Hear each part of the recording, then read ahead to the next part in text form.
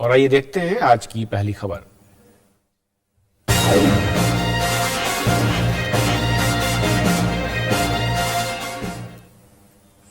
सरकार ने 5 फरवरी से शुरू हो रहे संसद के विस्तारित शीतकालीन सत्र में कई अहम विधेयक पारित कराने के लिए विपक्ष का सहयोग मांगा है।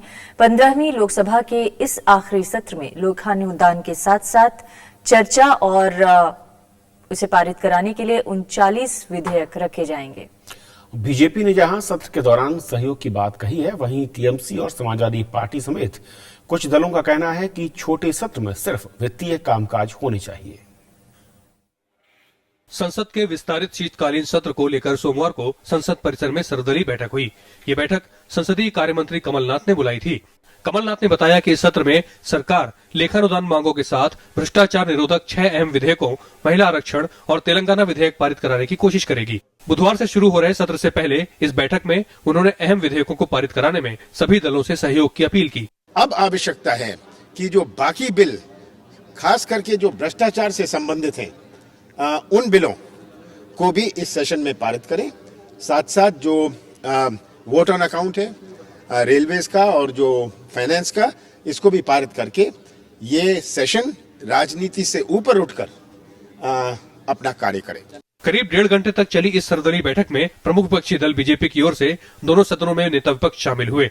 बीजेपी नेता सुषमा स्वराज ने सरकार को बिलों को पारित कराने में सहयोग का आश्वासन दिया, लेकिन साथ ही कहा कि तेलंगाना के मसले पर सरकार के सांसद ही कार्यवाही में बाधा डाल रहे हैं। हमें बिलों को पारित करने में कोई आपत्ति नहीं है, लेकिन बहुत बड़ा प्रश्न ये है कि क्या कांग्रेस के सांसद सदन को चलने देंगे और पिछले 2 बार जैसा हुआ वैसा हंगामा नहीं होगा।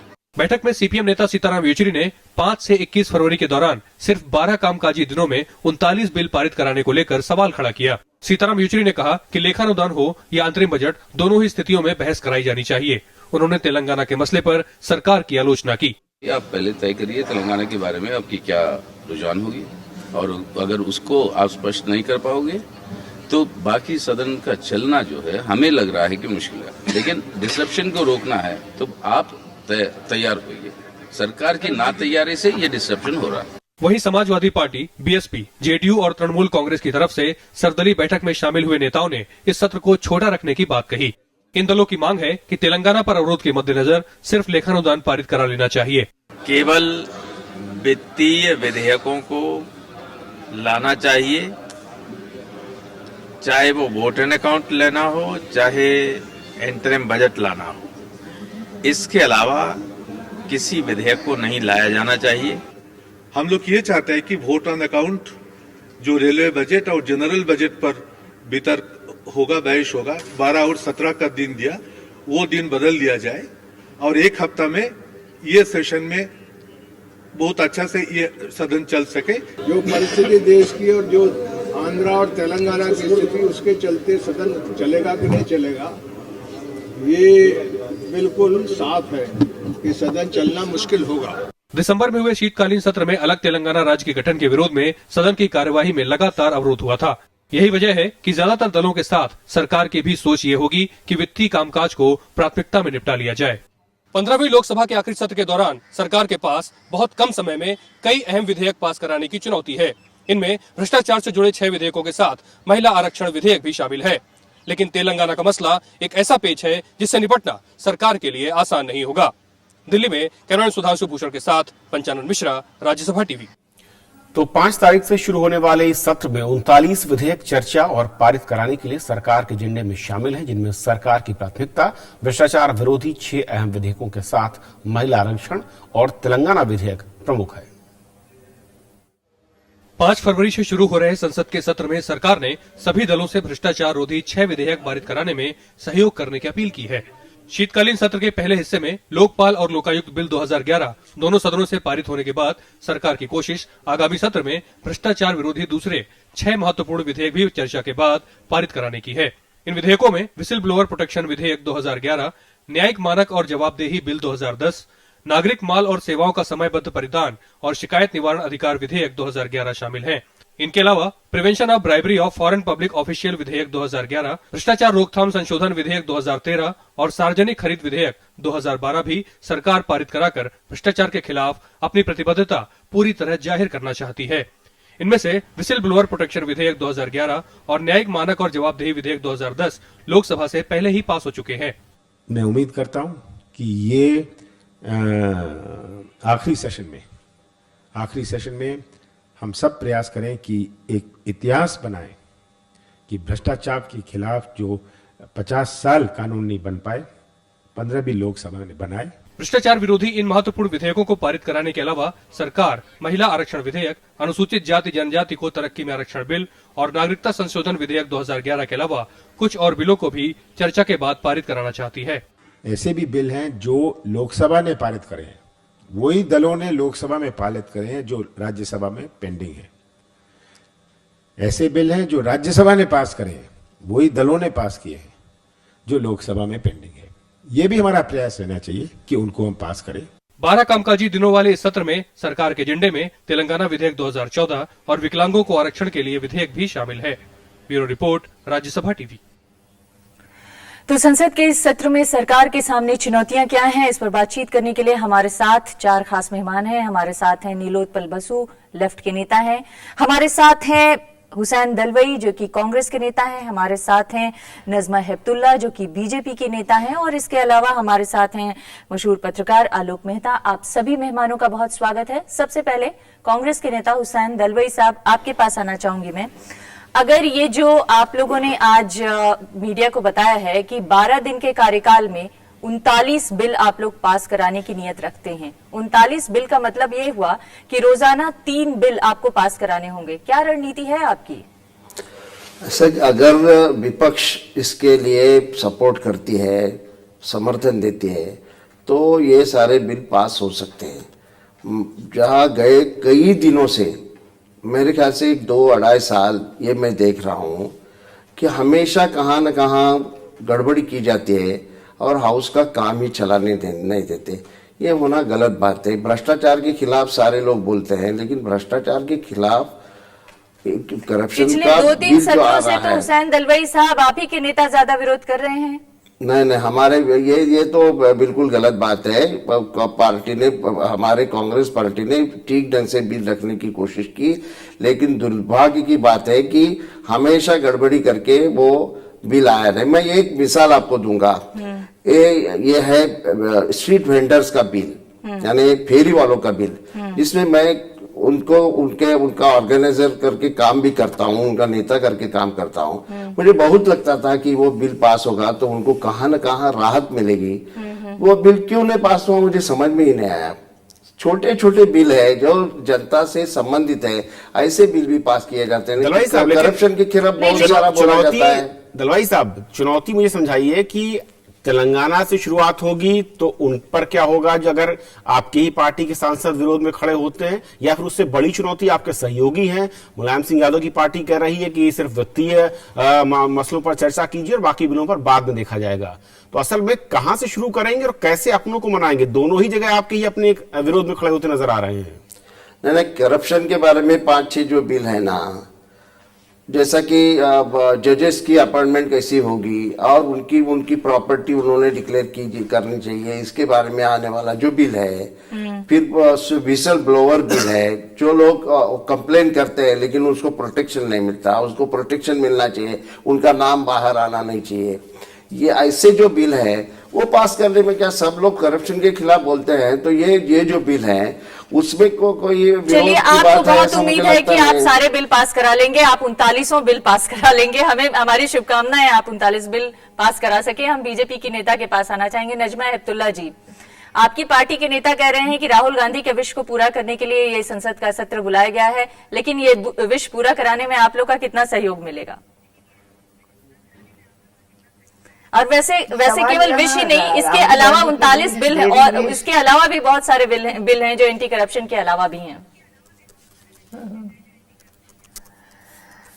अगर एक अंग्रेजी की मिसाल है, wishes were horses we would be riding them. सवाल यहाँ ये होता है कि हुसैन दलवाई साहब का तजुर्बा राज्यसभा का अभी 2nd टर्म है उनकी, शुरू हो जाएगी। मेरा तजुर्बा चेयर पे 18 बरस का था। सही बात है। और मैंने कभी नहीं देखा कि 12 दिन में 49 बिल पास हुए हों। 39 या तो ये सरकार चाहती है कि बगैर 39 जी, बगैर किसी डिस्कशन के बिल पास हो जाए, तो मैं उसके बहुत खिलाफ हूँ जी, क्योंकि जो भी लेजिस्लेशन हाउस में पास होता है, चाहे छोटा हो या बड़ा, उसका असर आम जनता के ऊपर, पूरे देश की पब्लिक पे पड़ता है। तो कोई भी लेजिस्लेशन बगैर डिस्कशन के पास नहीं होना चाहिए जी। दूसरी बात है कि हुसैन दलवाई साहब भूल गए कि तेलंगाना के झगड़े में बीजेपी ने कोई मुखालिफत नहीं की। ज्यादातर अगर रिकॉर्ड देखें, आज तो हमारा टीवी जो है, राज्यसभा टीवी पे रिकॉर्डेड होता है कि वेल के अंदर उनके सहयोगी दल गए, बीजेपी 1-2 बार भी नहीं गई। नजमा जी तो माफ कीजिएगा, मैं बड़ा आपको बीच में आसान टोक होता रही है हूँ। नजमा जी, मेजर ऑपोजिशन। नजमा जी, ये सच बात है, हमने भी ये सवाल कांग्रेस के नेता से पूछा था, लेकिन जो कांग्रेस के प्रवक्ताओं की तरफ से आज, या जो कांग्रेस के संसदीय कार्य मंत्री हैं, उनकी तरफ से जो बयान आए, उसमें प्रमुखता उन्होंने एंटी करप्शन बिल्स को पास कराने को लेकर दी है। अब सवाल यह है कि क्या एंटी करप्शन बिल को पास कराने में आप लोगों का सहयोग मिलेगा, क्योंकि करप्शन के अगेंस्ट लड़ाई आप लोग लगातार पिछले 5 सालों से लड़ रहे हैं। तो अगर इस बिल को आप लोग को पास कराने का में सहयोग करते हैं, तो ये निश्चित तौर पर आप लोगों के लिए भी उतनी ही बड़ी जीत होगी जितनी कि राहुल गांधी के विश को पूरा करने की बात आप कह रहे हैं।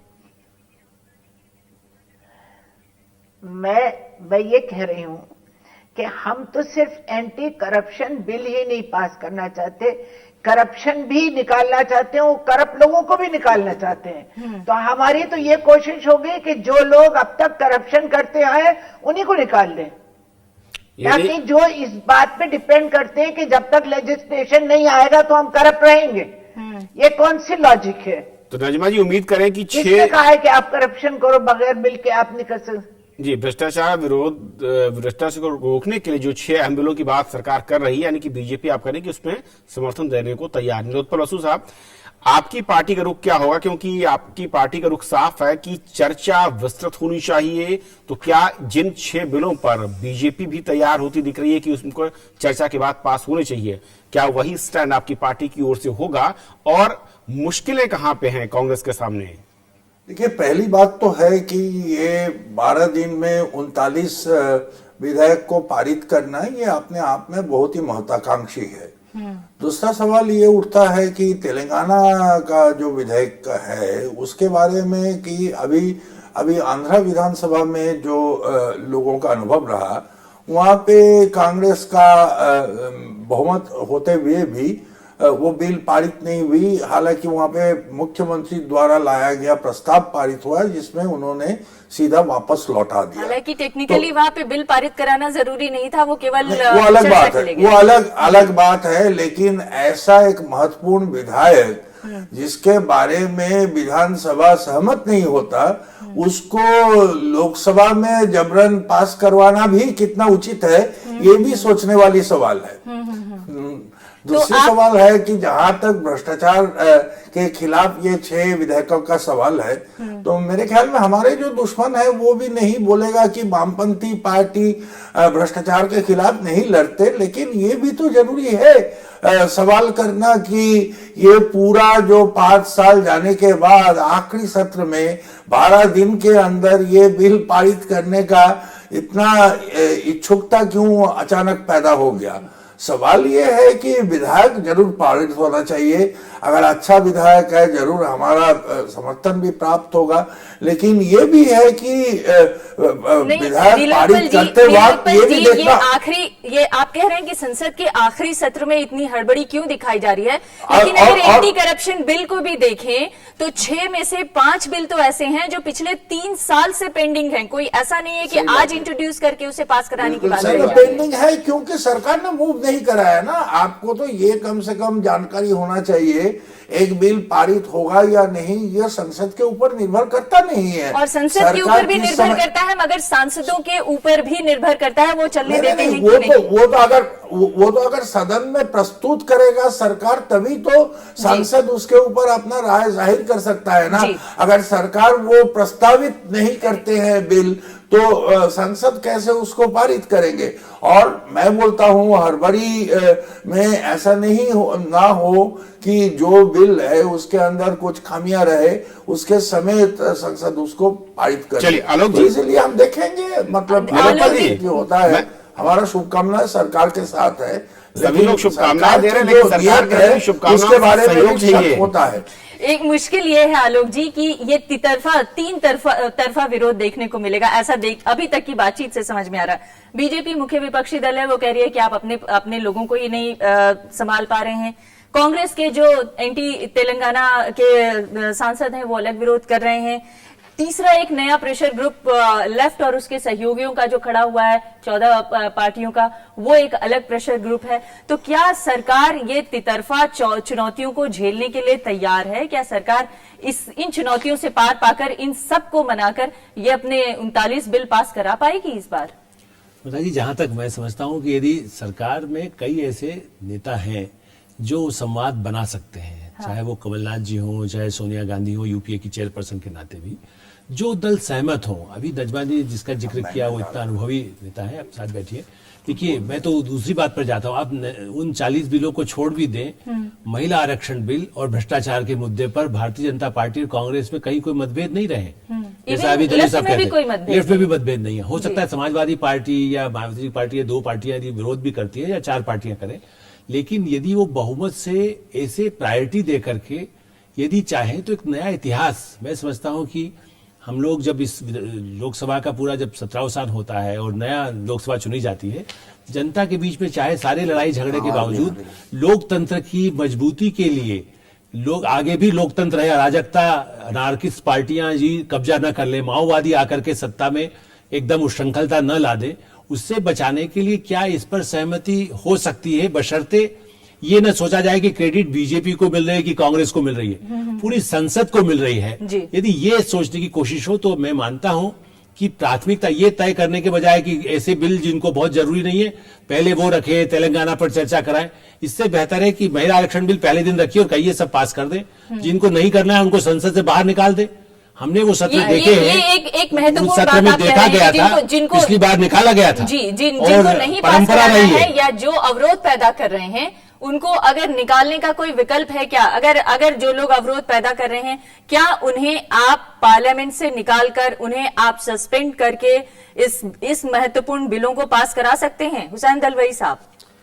नहीं, ये तो मैं जब से आया हूं तब से नजमा जी बोली वो बिल्कुल बराबर है। मैं बहुत जूनियर हूं, उनका एक्सपीरियंस बहुत है, लेकिन ये सही बात है कि जहां विरोधी दल, मुख्य विरोधी दल और कांग्रेस पार्टी जहां सहमति है, अभी वो कहते हैं कि भ्रष्टाचार के खिलाफ जो बिल है 5 बिल हैं, वो 5 के 5 पास हो सकते हैं। तो अगर वो सहयोग दे तो ये भी बात हो सकती है कि अगर जिनका विरोध है वो नजरअंदाज करके बिल पास हो सकते हैं, ऐसा आवाजी मतदान से हो सकता है। लेकिन नजमा जी से मैं ये सवाल करना चाहती हूँ, वो महिला आरक्षण बिल भी तो होना चाहिए, महिला आरक्षण बिल भी होना चाहिए। लेकिन नजमा जी, क्योंकि आप चेयर कर चुकी हैं, इसलिए एक सवाल बहुत इंपॉर्टेंट है जो बार बार उठाया जा रहा है। जैसे पिछले दिनों जब हमने देखा कि तेलंगाना बनाने के विरोधी जो कांग्रेसी सांसद थे वो नो कॉन्फिडेंस मोशन ले आकर संसद के अंदर अवरोध पैदा करने की कोशिश करते रहे और उन्हें सस्पेंड नहीं किया जा सका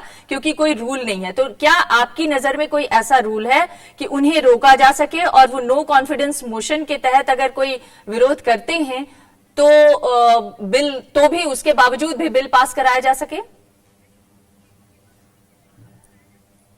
रूल है, क्या बात कर रहे हैं कि रूल नहीं है? हर तरह का रूल है। चेयर इतनी लाचार नहीं है, चेयर के पास बहुत अथॉरिटी है। जो पार्लियामेंट्री अफेयर मिनिस्टर को चाहिए था लोकसभा के अंदर कि वो मोशन मूव करते और उन्हें निकाल देते हाउस से, वो नहीं निकालना चाहते थे। और अगर इस बार ऐसा मोशन मूव हुआ तो आप लोग सहयोग करेंगे? राय होती है, हम क्यों नहीं करेंगे? अगर वो निकाल रहे हैं कांग्रेस पार्टी के लोगों को तो हम तो वैसे ही निकालना चाहते हैं सत्ता में से। नजमा जी, लेकिन जो परंपरा अब तक रही है, क्या ये दूसरी एक और बात मैं कहना चाह रही थी। जी बताए मैम। एक बात मैं ये कहना चाह रही थी कि नीलोपल बासु साहब ने बड़ी करेक्ट बात कही कि 10 साल से ये सरकार बैठी थी और 10 साल से इनके ऊपर और खास तौर पे पिछले 5 साल से इतने करप्शन के इल्जामात लग रहे थे और जो कहीं कोर्ट में प्रूव भी हो गए, उस पे मंत्रियों को रिजाइन भी करना पड़ा, जेल में भी गए। इस सरकार के ही मंत्री थे वो। तो जब तक सरकार क्यों नहीं जागी, या आखिरी वक्त क्यों आ रहे हैं कि 900 चूहे खा के बिल्ली हज को चली। नहीं नजमा जी इस बात से आप इनकार नहीं कर सकती। आपका एक लंबा एक्सपीरियंस है, 3-3 सालों से एंटी करप्शन बिल लटके पड़े हुए हैं। जुडिशियल अकाउंटेबिलिटी बिल की बात कीजिए 2011 से जी, ये तमाम ऐसे बिल हैं जो 3-3 सालों से लटके पड़े हुए, उसमें स्टैंडिंग कमेटी का रिकमेंडेशन भी आ चुका है। इसके बाद सिर्फ पास कराने की बात है, ऐसा नहीं है कि ये आज इंट्रोड्यूस किया गया बिल है। मेरी बात सुनिए, बिल जो नीलोत्पल बासु जी ने एक्सपीरियंस से बात कही है, जो मैं सपोर्ट करती हूं क्योंकि मुझे मालूम है, जब पार्लियामेंट्री अफेयर मिनिस्टर उसमें लेकर आते हैं ऑर्डर पेपर में, जब ही बिल पास होता है। आप उसको खाली इंट्रोड्यूस करके छोड़ दो तो बिल पास नहीं होता। आप तो राज्यसभा टीवी से बोल रही हैं, आपको तो मालूम होगा कि जब तक वो ऑर्डर पेपर में नहीं आएगा, सदन के सामने की प्रॉपर्टी नहीं बनेगा, तब तक कैसे डिस्कशन होकर पास होगा। ये तो आप मुझसे ना पूछो, ये सरकार से पूछो, उनके पार्लियामेंट्री अफेयर मिनिस्टर से। नजमा जी, ये क्यों 3 साल रखा उन्होंने? नजमा जी, सवाल ये है कि चुनाव से ठीक पहले ये कहा जा रहा है कि राजनीतिक नफे नुकसान के लिए हर दल करता है और ये एक परंपरा सी है, लेकिन जिसका जिक्र आलोक जी कर रहे थे कि क्या ऐसी कोई नई परंपरा हम देख सकते हैं कि जिन बिलों पर, जिन विधेयकों पर आम सहमति है दलों के बीच में, उनको पास किया जाए चर्चा के साथ, कम से कम 39 नहीं 19 या 9 जो भी अहम है, उन पर एक आम सहमति के साथ उसको पास करके एक नई परंपरा की शुरुआत। बहुमत से, क्योंकि संसद तो बहुमत से चलती है, आम सहमति तो संभव नहीं है प्रजातंत्र में। सरकार ट्राई तो करे। महिला का बिल में हमने सपोर्ट किया, फूड सिक्योरिटी बिल में हमने पूरा सहयोग दिया, राइट ऑफ एजुकेशन में हमने पूरा सहयोग दिया। अगर बीजेपी लोकपाल में दिया, अगर बीजेपी नहीं देती सपोर्ट तो वो बिल पास हो जाते क्या जी? और बार बार बड़ा आसान है कांग्रेस में बैठ के बीजेपी पे इल्जाम लगाना, क्योंकि हम मेजोरिटी में हैं। दलवाई साहब, क्योंकि हम छोटी छोटी पार्टियां नहीं है जो आर्म ट्विस्टिंग करे। बीजेपी ने बिल्कुल सही सपोर्ट भी किया है, सबसे मैं पूछूंगी, और वो फिर तैयार दिख रहे हैं। पिछले सेशन में बीएसपी और समाजवादी पार्टी ने कितनी बार हाउस एडजॉर्न कराए? वो तो आपकी सहयोगी पार्टियां हैं, उनसे तो बात करो। हुसैन जी, फिर वही आरोप आता है कि अपनों को आप नहीं संभाल पा रहे हैं और दूसरों पर आरोप लगा रहे हैं कि वो सहयोग नहीं कर रहे। ठीक है ना, आरोप लगाने का सवाल नहीं, सवाल ये है कि मैं मिसाल खाली भ्रष्टाचार के बारे में दूंगा, जहां विरोध नहीं है, जैसा कि स्ट्रीट वेंडर बिल है, क्यों उसको विरोध हुआ मेरे समझ में ही नहीं आया। मेरा कहना ऐसा है, भ्रष्टाचार के खिलाफ अगर बीजेपी का स्टैंड पक्का है, लोकायुक्त के बारे में भी उनका स्टैंड इधर उधर होता रहा, हमेशा वो बोलते कि समर्थन किया, ये सही बात नहीं। बहुत दफा उन्होंने विरोध करके फिर आगे जाके समर्थन किया, बाहर आंदोलन चालू हुआ तब किया। ये जो बिल सारे हैं 2011 से पड़े हुए हैं, 2011 से बार बार वो बिल आ रहे हैं लेकिन पास नहीं हो रहे। अगर मुझे उम्मीद है कि अगर बीजेपी हमें समर्थन करती है, नजमा जी उसमें लेकिन दलवाई साहब, असल में आपकी भी नीयत में कमी थी जिसका जिक्र नजमा जी ने उठाया है अभी चर्चा के दौरान। नहीं, मुझे ऐसा लगता नहीं। ठीक है, बार बार आप लोकपाल बिल की बात कर रहे हैं। लोकपाल बिल चेयरमैन ने हाउस एडजॉर्न करा, इसलिए पास नहीं हुआ। हम लोग 12 बजे रात तक बैठे थे बिल पास करने के लिए। आप चेयरमैन से क्यों नहीं बात करते हैं? अब वो तो बिल पास हो गया, लेकिन हम आगे की कहानी पे बात करें। क्यों नहीं निकाला लोकसभा में? दलवाई साहब, हम आगे के बिलों के बारे में बात करें। बातें निकालते हैं तो हम भी निकालेंगे।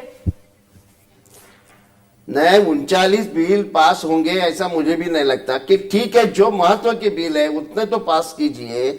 अगर वो उसके लिए अगर इनका दिल तैयार है, तो मेरे ख्याल से कोई दिक्कत आएगी ऐसा मुझे नहीं लगता। लेकिन दलवाई साहब, विरोधी दल और कांग्रेस पार्टी अगर इकट्ठा आएंगे और कुछ बिलों के बारे में एक अगर सवाल है स्टैंड दलवाई साहब, लेंगे। हाँ दलवाई जी। साहब बार बार बीजेपी भी कह रही है, दूसरी पार्टियां भी कह रही हैं कि वो एंटी करप्शन बिल के पास कराने के खिलाफ नहीं है। सवाल ये है कि अच्छी आप बात है। अपने दल के नेताओं को कैसे मनाएंगे, जो एंटी तेलंगाना के समर्थक लोग हैं उनको कैसे आप संभालेंगे। और दूसरा महत्वपूर्ण बात है, अगर वो नो कॉन्फिडेंस मोशन के तहत पार्लियामेंट में अवरोध पैदा करने की, हंगामा करने की कोशिश करते हैं, तो क्या आप लोग एक बार नो कॉन्फिडेंस के तहत जाके वोटिंग करवा लीजिए और विश्वास जीत के आइए, बिल पास करवाइए, उनको हटाइए? क्यों नहीं कर लेते ये? उसकी जरूरत ही नहीं मैडम। ऐसा है कि यहाँ जहाँ विरोध जो हमारे सहयोगी है, जो तेलंगाना के बारे में उनका कुछ अलग कहना है, वो भी आज भ्रष्टाचार के खिलाफ के बिल के बारे में बोलते हैं ना, बाहर तो बोलते हैं कि इसके बारे में हम समर्थन देंगे। तो जो जहाँ समर्थन है वहाँ वो तो बिले पास हो जाए, ये हमारा कहना है जी। लेकिन दलवाई साहब, तो फिर बात वही घूम के आती है कि शुरुआत कैसे करेंगे तेलंगाना से, या करप्शन के बिल के खिलाफ जो आपके बिल आप कह रहे हैं बहुत अहम है, उनसे शुरुआत करेंगे? क्योंकि शुरुआत ही तय करेगी कि रास्ता कितना आसान है या कितना रुकावटों भरा है। नहीं, जहाँ सहमति है वहां से शुरुआत होगी ऑब्वियसली। आलोक जी, स्थिति जो है वाकई जो दो चीजें हैं, क्या ये सत्र में जो बिल लाने के प्रयास हैं वो सिर्फ महज एक औपचारिकता भर होगी? क्योंकि पहले ऐसा दिखता नहीं है कि चुनाव से ठीक पहले कभी आम सहमति हो या फिर एक बड़ी पार्टियां साथ जुड़कर खड़ी हो, या फिर वाकई 2-4 शिविरों पर कुछ होगा? देखिए, मुझे लगता है कि एक तो क्रेडिट का असली संकट, जो वैसे नजमा जी से बहुत विनम्रतापूर्वक मैं कहूंगा, थोड़ा सा यदि उदारता बीजेपी और पार्टियां जो साथ में है अपोजिशन में, वो दिखाएं कि क्रेडिट, वो खाली ये न सोचे कि क्रेडिट किस सरकार को मिलेगी, मनमोहन सिंह जी की सरकार को मिलेगी। अभी वो चेयरमैन साहब का भी जिक्र कर रही थी जो अब उपराष्ट्रपति हैं, लेकिन उस समय भी टेक्निकल आधार ये जब होगी बारात को 12 बजे बाद बैठक चले या न चले, ये एक बड़ा एक संवैधानिक मुद्दा है। उसमें चेयरमैन को भी आप दोषी नहीं मान सकते। गलत था, नहीं गलत ये मैंने कहा, डेमोक्रेसी में आप उस बात को अनुचित तो कह सकते हैं, लेकिन किसी को उसमें सब पार्टियों को, हाँ मेरा ये कहना है कि उसमें सब पार्टियां भी शामिल है, उसमें सत्तारूढ़ पार्टी भी शामिल हो सकती है, मैं इसको इनकार नहीं करता। लेकिन मुझे लगता है कि हमारे लोकसभा या राज्यसभा के सभापति अध्यक्ष, उनकी एक बड़ी अहम भूमिका रही है, खुद नजमा जी रही है। मुझे लगता है कि उनकी गरिमा के साथ भी, आपको याद होगा नजमा जी, शंकर दयाल शर्मा तो एक बार रो पड़े थे सदन में, ऐसे अवसर भी सदन में देखे गए हैं हमारे इस सारी। और इस समय की जो परिस्थितियां, जो पार्टियों ने जो रोल अदा किया है हाल के इस सत्र, इस लोकसभा के इस पूरे 5 साल के कार्यकाल में, वो कई तो बहुत ही अशोभनीय हुए हैं। मुझे लगता है कि इसका एक निंदा प्रस्ताव नजमा जी की तरफ से आना चाहिए और तेलंगाना वालों को बाहर निकाल करके, मतलब सदन को कम से कम जो ऐसे प्रस्ताव पास हो सकते, जो अभी आप पूछ रहे थे, क्रेडिट बीजेपी कांग्रेस का नहीं है, क्रेडिट लेफ्ट पार्टी अकेले का नहीं है, क्रेडिट ये पूरी संसद का है। इसलिए ये संभव है, जैसा अभी दलवी साहब कह रहे थे कि आप ये कर सकते हैं कि प्रायोरिटी बना दे सरकार से। वित्तीय विधेयक तो ये है, और ये भ्रष्टाचार संबंधी है, ये महिला आरक्षण विधेयक है, आप इस पर रात भर बहस करिए। हम लोगों ने देखा रात को 3 बजे तक बहस चलती थी। नहीं जी, इस समय तो भोजन अवकाश कर दीजिए, इस समय तो नहीं, फलानी शोक सभा के लिए कर दीजिए।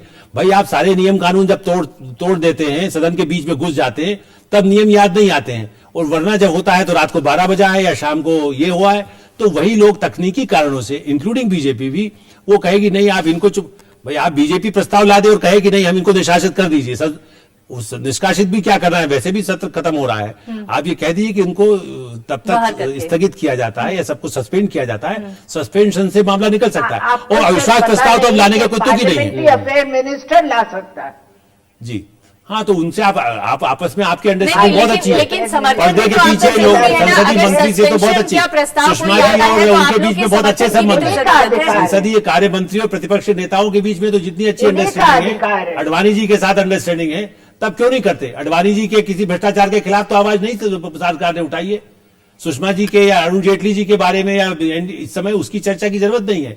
इस समय यदि आप चाहें तो सहमति बन सकती है, लेकिन चूंकि कांग्रेस को क्रेडिट न मिले, सोनिया गांधी को क्रेडिट न मिले, मनमोहन सिंह को क्रेडिट न मिले, ये नाक दूसरे की काटने के लिए, अपनी नाक काटने के लिए लोग तैयार हो रहे हैं।